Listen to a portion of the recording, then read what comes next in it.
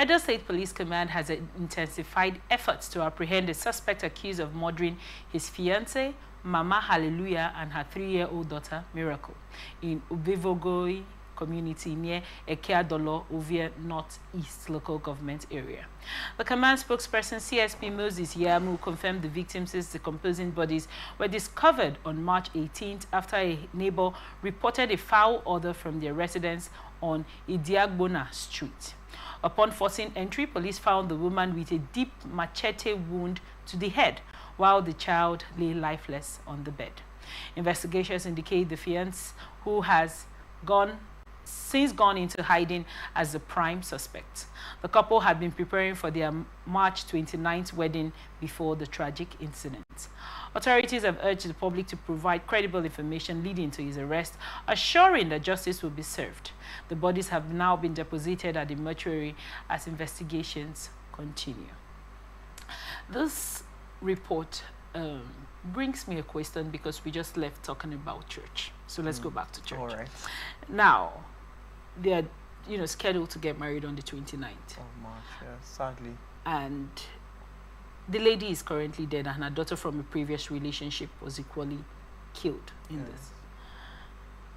What is the essence of counseling in church?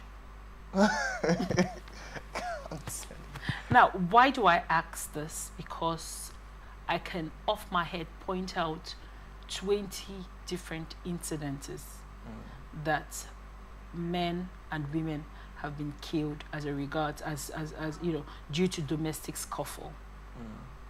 For these people that are even intending, for most of the reports I've carried, you're usually married people. They've been married 6 months. Some people, like there's a report about a woman that had, thought that her husband said her husband did have an affair, or she had the conviction that there was infidelity involved, and she waited for this man to come back, and she picked up a knife and cut off his manhood. And the man, in his bleeding state, he was so sad, he reached out to where a machete was and cut off her head, and they both turned out dead, and they had children living with them in the house. There's so many reports. When you think about that, what are your thoughts on this report? To answer your first question, you said when they go for counseling, right?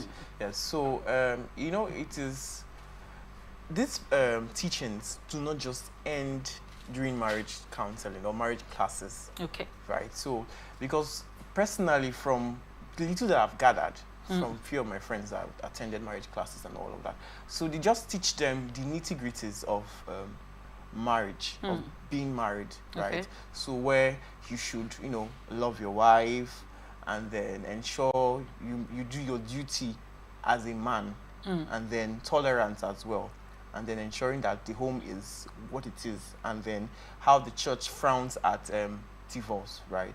So those are the major things they talk about in marriage classes, preparing you for what is ahead, how your wife should be your #1 priority, and then abstaining from, side chicks, like they say, and all of that. So those are the things that they encourage or teach in marriage classes. And then, some of these things that we hear on the news every day about killings and all of that, sometimes we need to deep down find out the reason why. Because for me to kill somebody, or for me to carry out a particular act, that means there's an intention, or there's something that happened that led to me doing that.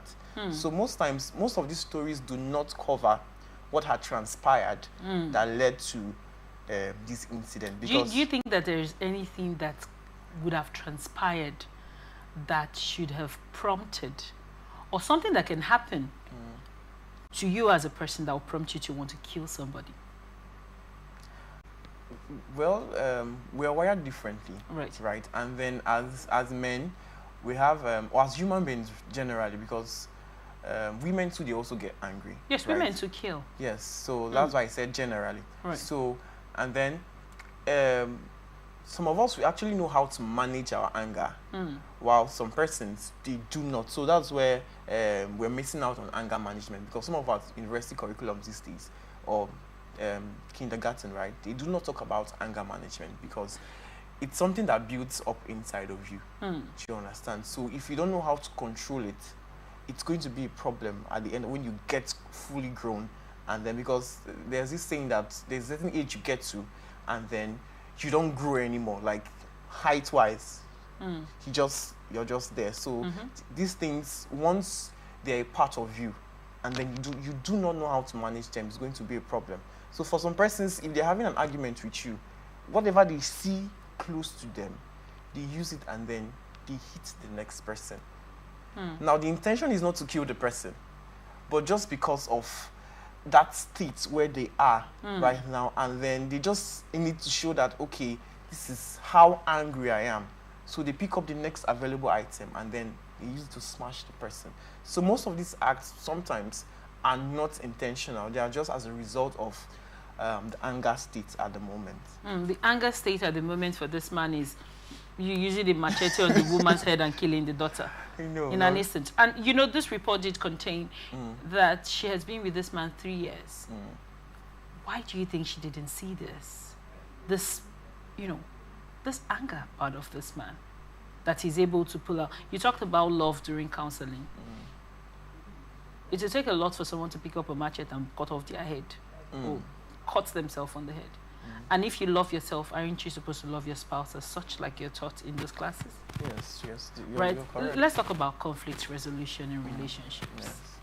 What are your thoughts as regards the way people, the society as it were, currently handles conflict resolution? Do you think people communicate well enough that they're unable to fix their problems?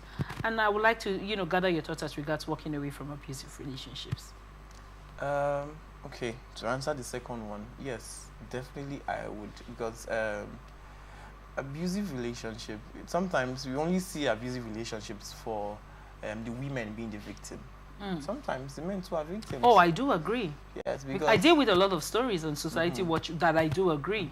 So being a victim in abusive relationships is for both genders. Right. So because for some men, as little as the word "you're stupid" or "you're foolish," it demoralizes them.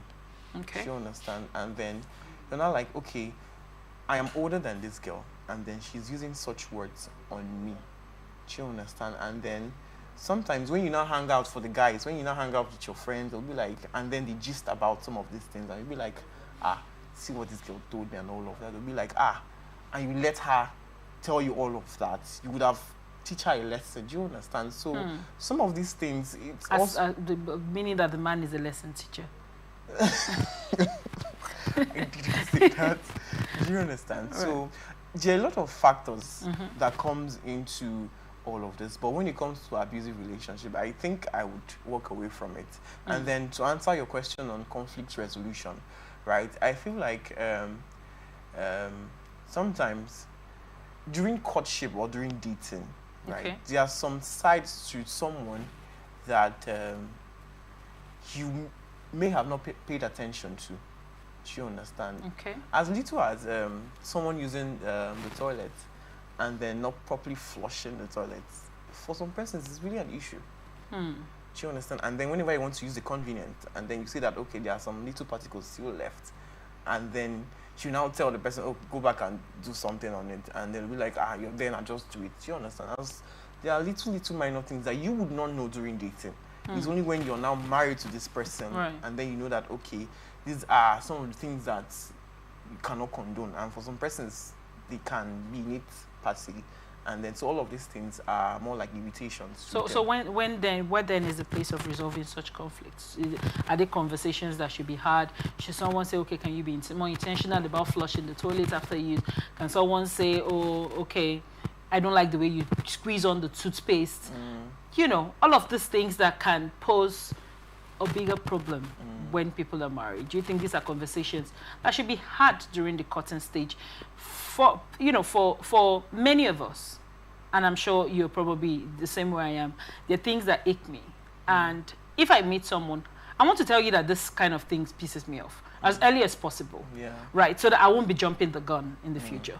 Now, when I see those things happen, I want to point out to you, but I already told you that this thing is annoying, right? Do you think that is a better step, an approach to go about it for 3 years that these people have been together, as opposed to now getting to this point where a machete is being raised and a child is being killed? Well, the truth is you cannot have every conversation. So it's only dependent on when the dating period was. So if it was like a year or 2 years, I think that's to an extent enough time to tell the person, okay, these are the things I like, and then these are the things I do not subscribe to. Do you understand? But generally, you cannot exhaust right the things, the red flags, the things that you feel are red flags for you. You cannot generally exhaust all of them. Right. You understand? But I feel to an extent you should also lay it out and then see how it can be worked on. Right, by both parties. By both parties, yeah.